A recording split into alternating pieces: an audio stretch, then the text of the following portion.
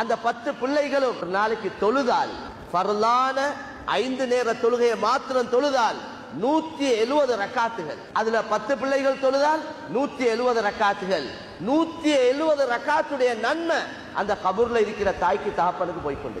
அந்த 10 பிள்ளைகளும் சேர்ந்து ரப்பனா ரப்பிர்ஹம்ஹுமா கமா ரப்பயானி ஸகீரா, யா அல்லாஹ், யா அல்லாஹ், என்னுடைய பெற்றோர்கள் என் மீது எப்படி இரக்கமாக இருந்தார்களோ, என்னோட இரக்கம் காட்டினார்களோ, அதே போல நீயும் என்னுடைய பெற்றோர்கள் மீது இரக்கம் காட்டுவாயாக யா அல்லாஹ்.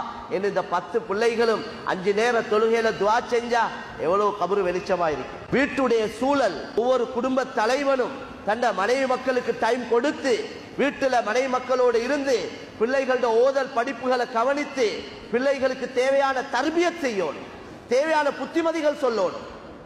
இதுக்கு மாற்றமாக வீட்டுல படமும் பாட்டும் டிராமாவுமா இருந்தா, எந்த இடத்துல மியூசிக் இருக்கிறதோ அந்த இடத்துக்கு மலக்குமார் வரமாட்டோம். தெளிவான ஹதீஸ்